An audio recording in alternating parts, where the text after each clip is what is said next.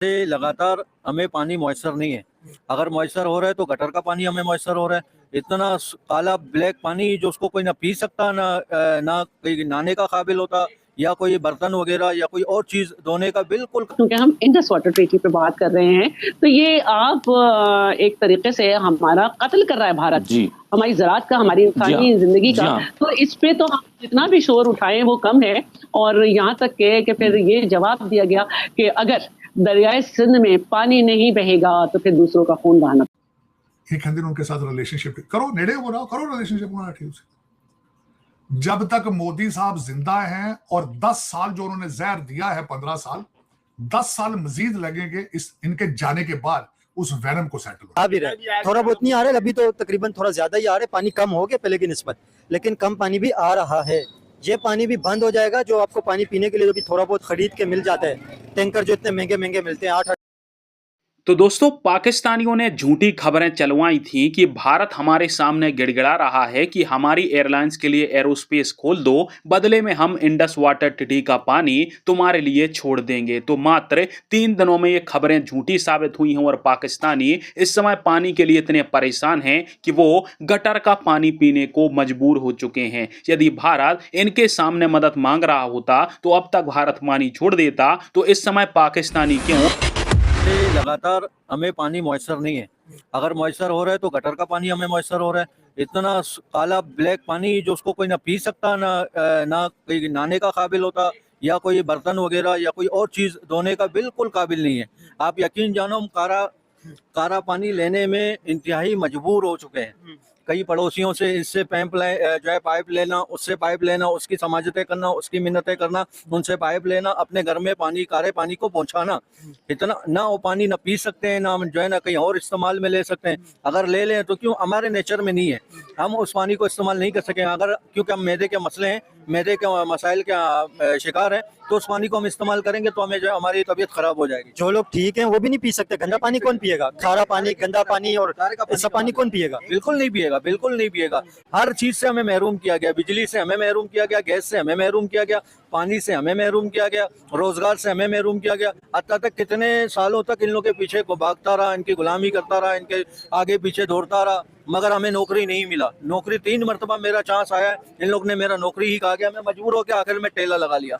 मैं समोसा रोल वगैरह, ये चिप्स वगैरह बेचता हूँ, इसी में गुजारा कर रहा हूँ। शुक्र है मेरा अल्लाह का, मेरा अल्लाह मेरे को रिस्क दे रहा है। मुझे इन जालिमों के हाथ में उस दिन रिस्क ना दिया अल्लाह ने कि हमें जो है ना भूखा ही मार देवे। ये अल्लाह का बड़ा एहसान है कि अल्लाह ने हमें इतना काबिल बना दिया कि हम अपना खुद जो है मेहनत कर सकें, अपना जो है ना पेट पाट सकें। इनसे अभी कोई उम्मीद नहीं। लेकिन आप अंकल फिर भी रेडी चला के अपना गुजारा कर रहे हैं। जो लोग बेरोजगार हैं, उनके बच्चे हैं, बच्चे भी यहाँ पे लोग ज्यादा पैदा करते हैं, अच्छे खासे बच्चे होते हैं लोगों के, तो उनका गुजारा कैसे करेगा? वो लोग कैसे खाएंगे? फिर उनके तो हालात तो खराब होंगे ना, ये बेरोजगार जो होंगे। ये दिया हुआ, देखो ये अल्लाह का दिया हुआ देन है। लेकिन बेरोजगारी से मसाइल तो बढ़ते हैं, फिर ये बढ़ जाते हैं, बिल्कुल बन जाते। ये वक्त का हाकिम है, जिम्मेदार है। हज़रत उमर रजी अल्लाह ताला अन्हु के जैसे शख्सियत दुनिया में ना उसका जैसा प्राइम मिनिस्टर है, ना था, ना रहेगा, ना होगा। अदालत उसने कायम की, पुलिस उसने कायम की, जज उसने कायम की, रेंजर्स उसी ने कायम की, फौज उसी ने कायम किया, मिलिट्री उसी ने काम किया, तनख्वाह उसी ने कायम किया, इमाम का तनख्वाह उन्हीं ने काम किया, मोहसिन का तनख्वाह उन्हीं ने कायम किया, उस्ताद का तनख्वाह उन्हीं ने कायम किया, चौकीदार का तनख्वाह उन्हीं ने कायम किया, हवलदार का तनख्वाह उन्होंने कायम किया। हर चीज का बारीकी से नजरसानी करके तमाम चीजों को अपने वजूद में ला कर रखा।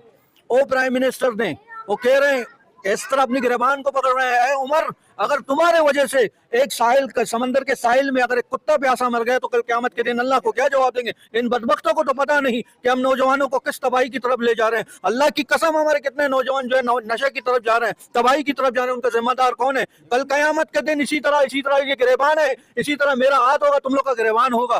खुदा की कसम खा के कहता हूँ, आज मजबूर कर रहे हैं। आज लोग नौजवान अक्सरियत ज्यादातर तबाही और बर्बादी, चोरी उनके जिंदगी में, बदवादी उनके जिंदगी में, नशा उनके जिंदगी में, बेरोजगारी उनकी जिंदगी में, बिल्कुल मफलूज कर दिया हमारे नौजवानों को।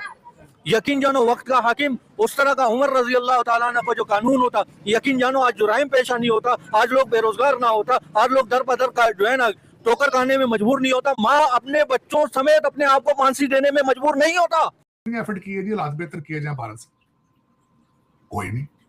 अब रिटायर हो गए, घर में ना बीवियां सुनती बातें, ना पोते धोते सुनते बातें। अब ये सारे स्कॉलर बन गए। अब ये कहते हैं चैनल 2 बैकडोर डिप्लोमेसी करें। तू सुनता जो पूरी बात, उन्होंने इसी तरह किया। उन्होंने कहा उन्होंने उनके भारत की उन्होंने डिपार्टमेंट उनका pharma, we don't know what the hell they talking about, we don't know them.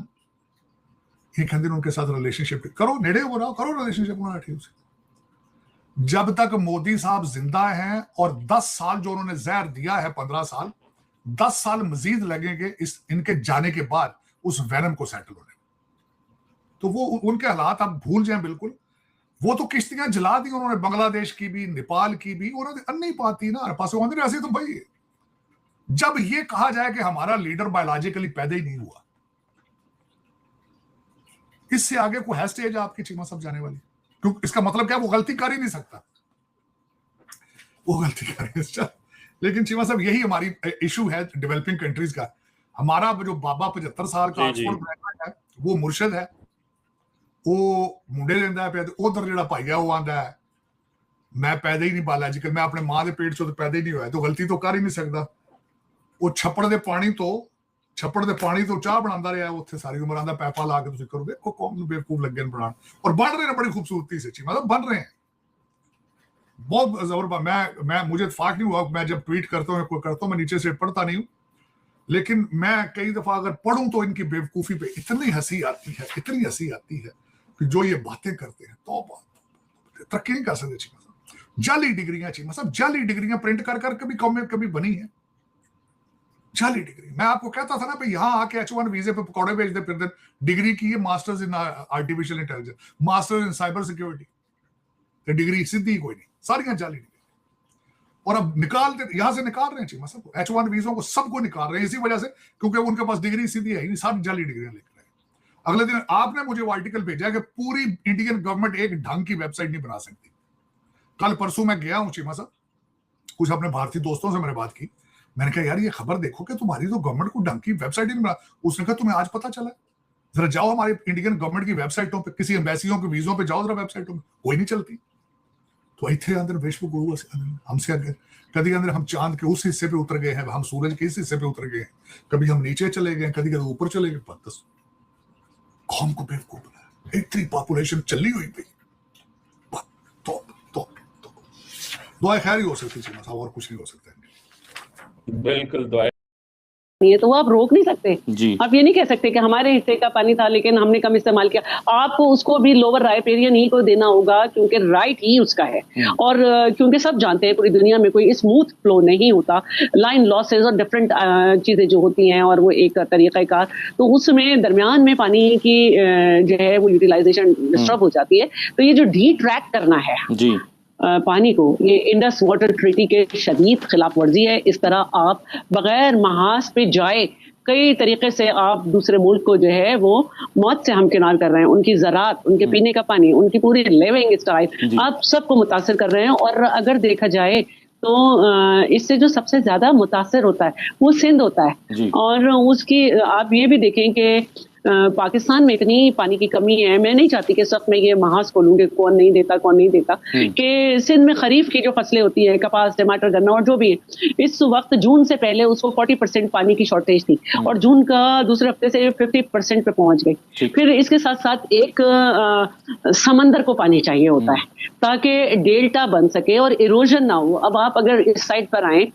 Badin की साइड पर और इधर पे, तो सैकड़ों जो गांव हैं वहां पे डेल्टा नहीं बन सका, समंदर को मीठा पानी नहीं मिल सका और समंदर जो है वो जमीन जो है उसको निगल गया और लोगों को वहां से नकल मकानी करनी पड़ी। इसी तरह जानवर जो है वो उनको पानी नहीं मिलता, उनका चारा नहीं बनता अगर जमीन सही ना हो। तो ये आप जो इस वक्त, क्योंकि हम इंडस वाटर ट्रीटी पे बात कर रहे हैं, तो ये आप एक तरीके से हमारा कत्ल कर रहा है भारत, हमारी ज़राअत का, हमारी इंसानी जिंदगी का। तो इस पे तो हम जितना भी शोर उठाएं वो कम है।